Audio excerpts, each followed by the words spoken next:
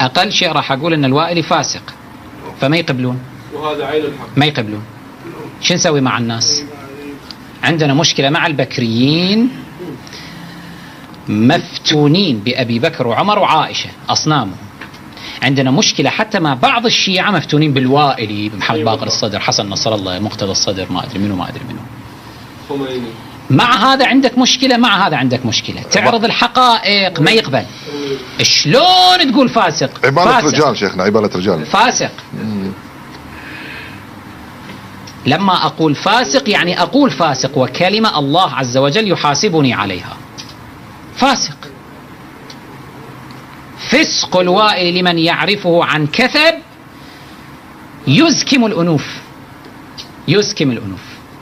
مشكلة الأمة اليوم أن هذه الفضائيات هي أدوات يحركها الاستكبار العالمي بحجة الدفاع عن أهل البيت. أشتم ذاك الصحابي، بحجة الدفاع عن الزهراء أشتم إحدى زوجات النبي، بحجة كذا أصنع كذا. هذه الفضائيات هي شريكة في سفك دم الشيعة. هذه الفضائيات الشيعة هي شريكة في سفك دماء الشيعة، ولذلك موقف المرجعية يحرم دعمها ماديا ومعنويا، يحرم دعمها ماديا ومعنويا، يحرم دعمها ماديا ومعنويا. حتى تأييدهم حرام ولو بالكلمة حرام، دعمهم مادي أيضا حرام شرعا. هذا موقف المراجع، مو مرجع واحد ولا مرجعين، مراجع الأمة اتفقوا على ذلك.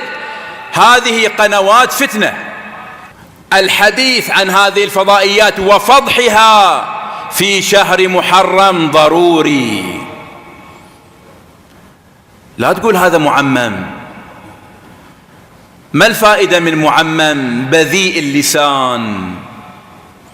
ما الفائدة من معمم يسب ويشتم مراجع الأمة قدام العالم؟ ايش قيمة هالعمامة هذه؟ عمامة فسق، يجاهر بفسقه علنا أمام العالم، يجاهر بفسقه.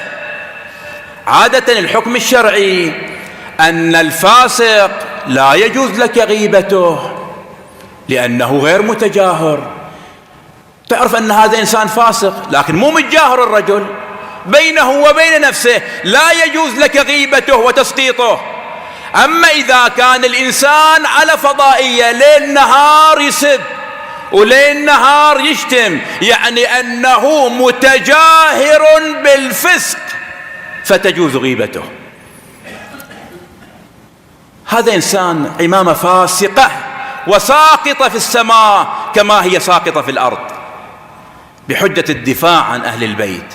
أهل البيت بريئون منه ومن تصرفاته، أهل البيت بريئون منه ومن تصرفاته، أهل البيت بريئون منه ومن تصرفاته.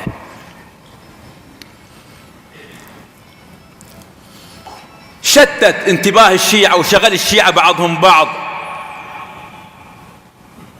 وخلى السنة يزداد غضبهم وانتقامهم على الشيعة بسببه، ثم يقول أنه يدافع عن الشيعة، ثم يقول بأنه يأتي برواية أن الشيعة تفترق 13 فرقة كلهم في النار ما عدا هو ومن لف لفه.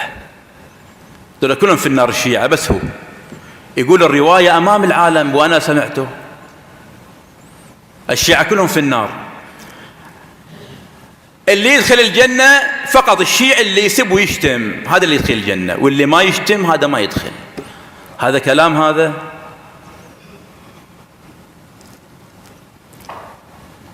أنا في هذه المسائل ولا أجامل.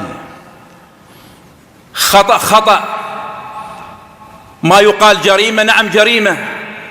هذا الطرح على الفضائيات بهذه الطريقة جريمة في حق الشيعة، وتشويه لسيرة أهل البيت عليهم السلام. لا تكونوا سبابين، إني أكره لكم أن تكونوا سبابين كما يقول الأمير عليه السلام. فكيف تجعل من السني يحمل ثقافة الكراهية ضد الشيعي؟ إذن أنت شريك في سفك دماء الشيعة، وعليك أن تتحمل المسؤولية في الدنيا